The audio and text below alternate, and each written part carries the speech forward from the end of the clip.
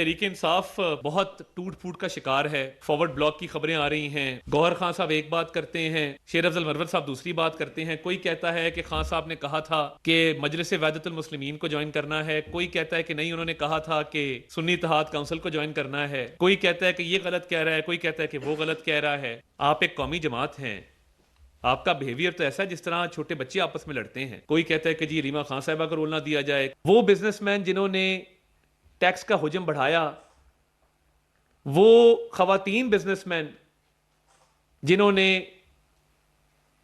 Tax का हुजम बढ़ाने में अपना किरदार अदा किया, आईटी के शोबे में वो लोग जिन्होंने टैक्स भी बढ़ाया, पाकिस्तान का ज़र मुबादला भी बढ़ाया।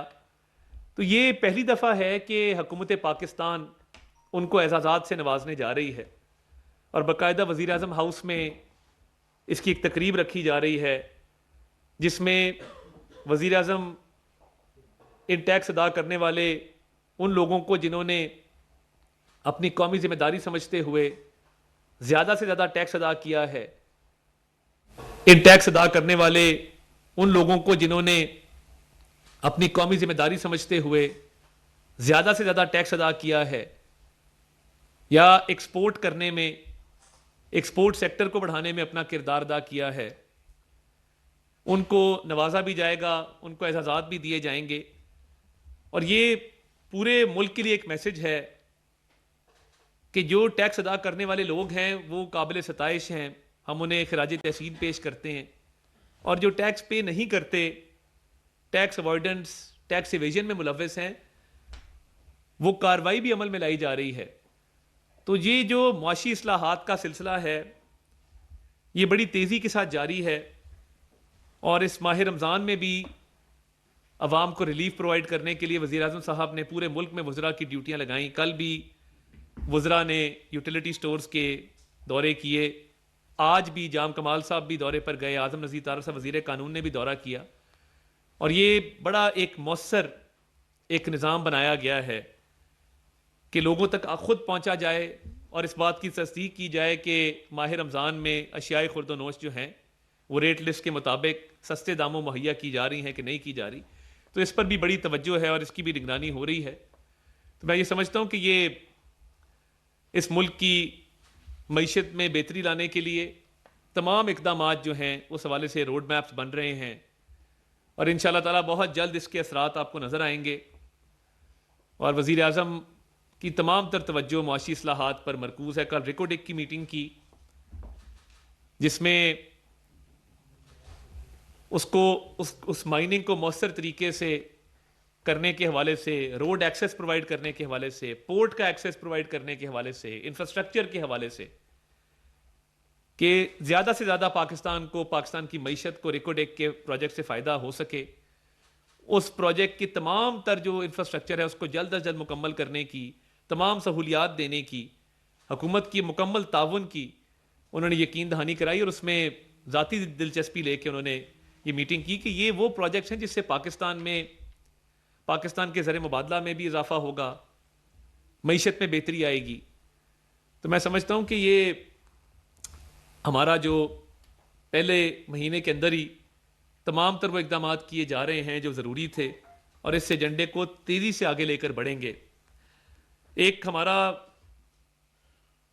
एम ये भी है कि मुल्क में दहशत गर्दी का खात्मा किया जाए और इस हवाले से भी आपने देखा कि वज़ीर आज़म ने तमाम इजलासों में भी इस पर बात की और पूरी तवज्जो इस पर भी मरकूज़ है कि इंशाअल्लाह ताला पहले भी अमन कायम किया था, अब भी अमन कायम होगा और दहशत गर्दी के ख़िलाफ़ जंग में मुकम्मल तौर पे जो है वो हमें सिक्योरिटी फोर्सेस पर, आर्म्ड फोर्सेस पर, पुलिस पर, कानून नाफिज करने वाले इदारों पर मुकम्मल एतमाद है। और आपके इल्म में है कि जिस तरीके से इस पर काम हो रहा है वो भी काबिल सताइश है और शुहदा को भी सलाम पेश करते हैं जिन्होंने जान के नजराने पेश किए। और एक हमला पिछले दिनों गवादर पोर्ट अथॉरिटी पे किया गया और उसकी जिम्मेदारी भी कबूल की गई बीएलए की तरफ से और एक करीम जान नामी टेररिस्ट उस गवादर पोर्ट अथॉरिटी के हमले में मुलव्वस था वो हलाक हुआ। और ये बड़ी तशवीशनाक बात है कि जब वो डेड बॉडी वर्सा के हवाले की गई और वर्सा ने दरख्वास्त दी कि डेड बॉडी हमारे हवाले की जाए, तो 2022 अगस्त से उसको मिसिंग पर्सन डिक्लेयर किया जा रहा था। इंतहाई तशवीशनाक बात है कि बीएलए का एक टेररिस्ट जिसको गवादर पोर्ट अथॉरिटी हमले में वो हलाक हुआ, उस हमले में मुलव्वस था, बीएलए के लिए वो काम कर रहा था। वो एक कैंपेन पिछले 2 साल से चलाई जा रही थी कि ये मिसिंग पर्सनस हैं। मिसिंग पर्सनस की फहरिस्त में करीम जान नामी ये दहशतगर्द, उसका नाम शामिल है। तो ये इंतहाई हसास मामलात हैं जिनको देखना होगा कि क्या जो ऐसी फहरिस्तें हैं उसके अंदर कितने लोग हैं जो ऐसी कार्रवाई में मुलव्वस हैं कि जो पाकिस्तान की सालमियत पे हमला होता है, पाकिस्तान की दिफाई इदारों पर हमले होते हैं। और जो गवादर पोर्ट अथॉरिटी पे हमला किया गया वो तो एक मईशत पे हमला करने के मुतरादिफ है कि आप गवादर हमारा पोर्ट है, हमारा तजारत का एक मरकज है, हमारे सीपैक का हिस्सा है।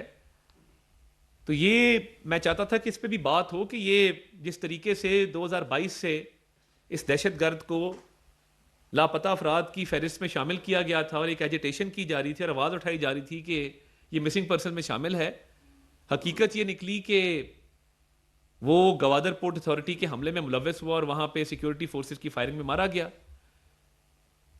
गवादर पोर्ट अथॉरिटी के अटैक में जो सिक्योरिटी फोर्सेस के जवान शहीद हुए उनको भी खराज तहसीन पेश करते हैं। और हम ये समझते हैं कि इस मुल्क की अमन सलामती के लिए जो कुर्बानियाँ दी जा रही हैं वो इंशाल्लाह रायगानी जाएंगी और इसमें अमन कायम करने के लिए इंशाल्लाह ताला हुकूमत अपना भरपूर किरदार अदा करेगी। थोड़ी सियासत की थोड़ी सी बात ये कर लें कि तहरीक इंसाफ इस वक्त बहुत टूट फूट का शिकार है। फॉरवर्ड ब्लॉक की खबरें आ रही हैं, गौहर खान साहब एक बात करते हैं और दूसरी तरफ से शेर अफजल मरवत साहब दूसरी बात करते हैं। कोई कहता है कि खान साहब ने कहा था कि मजलिस वहदतुल मुस्लिमीन को ज्वाइन करना है, कोई कहता है कि नहीं उन्होंने कहा था कि सुन्नी इत्तेहाद काउंसिल को ज्वाइन करना है, कोई कहता है कि ये गलत कह रहा है, कोई कहता है कि वो गलत कह रहा है। आप एक कौमी जमात हैं, आपका बिहेवियर तो ऐसा है जिस तरह छोटे बच्चे आपस में लड़ते हैं। आप भी ये आपस के इख्तलाफात जो आपके चल रहे हैं और जो ग्रुप बंदी चल रही है और आपकी जमात टूट फूट का शिकार है, ना इत्तफाकी है, आपस में बदस्तो गिरेबां हैं। कोई कहता है कि जी रीमा खान साहिबा को रोल ना दिया जाए, कोई कहता है जी फलां को रोल दे दें। तो ये आप भी इस इंटरनल पॉलिटिक्स को छोड़ के मिसाक मईशत के हवाले से अपना किरदार अदा करें, इस मुल्क में मुस्बत सियासत करें।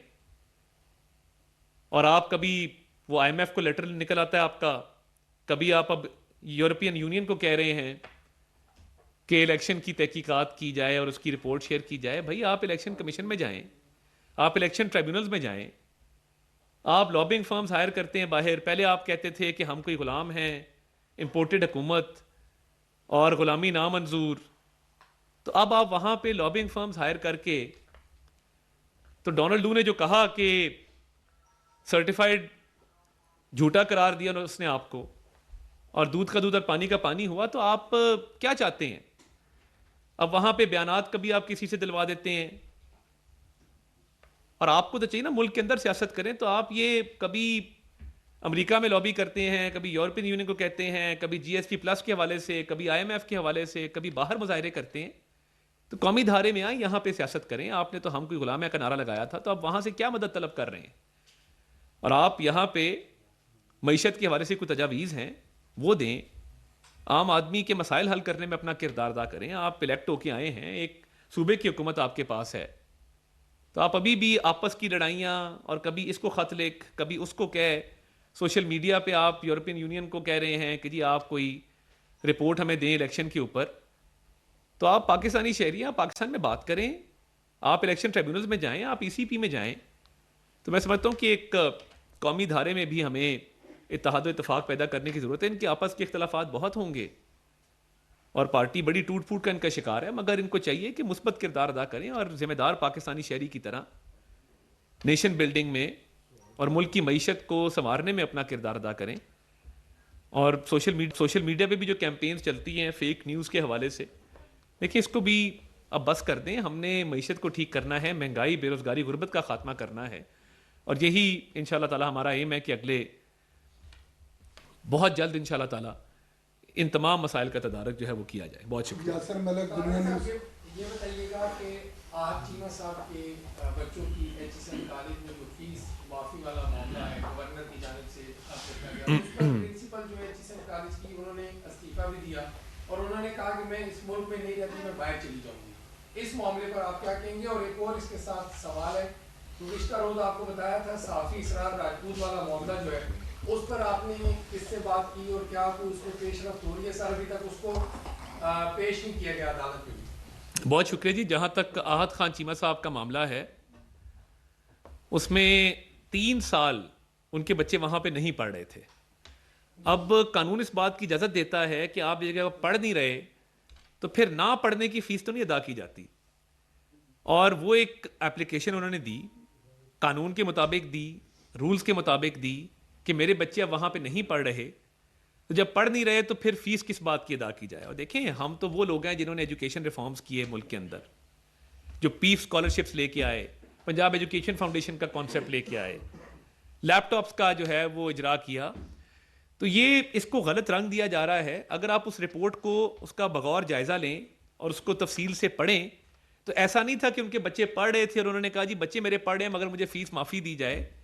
बच्चे उनके इस्लामाबाद शिफ्ट हो चुके थे, इस्लामाबाद के स्कूल में पढ़ रहे थे, तो उन्होंने कहा जो 3 साल अब वहाँ नहीं पढ़ रहे उस दौरान फ़ीस अदा करने का कोई जवाज़ नहीं है कि जब पढ़ नहीं रहे तो फिर फ़ीस किस बात की देनी। तो मैं समझता हूँ कि वो उनका राइट है कि वो कानून के मुताबिक, उनकी अहलिया ने एक दरख्वास्त दी जिस पे कानून के मुताबिक एक फ़ैसला किया, गवर्नर साहब ने, बोर्ड ऑफ गवर्नर्स ने उसका फ़ैसला किया। तो अगर वहाँ पे एक सहूलत ली नहीं जा रही, एक सर्विस ली नहीं जा रही, तो फिर उसकी पेमेंट ना करने के हवाले से उनकी दरख्वास्त थी जिस पे गवर्नर साहब ने फ़ैसला किया। मैं समझता हूँ कि वो फ़ैसला पढ़ा जा सकता है। और जहाँ तक आपने रावलपिंडी की एक साफ़ी का जिक्र किया, उस पर इंशाल्लाह ताला पंजाब हुकूमत से हम रब्ता कर रहे हैं और इंशाल्लाह उनको कहेंगे कि इस पे जो कानून के मुताबिक आगे मामला चल सकता है चलाया जाए। और वो बड़ा एक सेंसिटिव इशू था जो मेरी नज़र से गुजरा, जिसके अंदर एक इमाम बारगाह के हवाले से एक बात की गई थी। तो देखिए, ये हमारी जिम्मेदारी है कि फ़िरका वारियत को रोकना, हमांगी पैदा करना आपस में। तो खुदा ना खास्ता ये मामला बहुत ख़तरनाक भी हो सकता था, मगर इस पर इंशाल्लाह ताला को इसका खुश असलूबी के साथ कोशिश करेंगे इसका हल निकाल।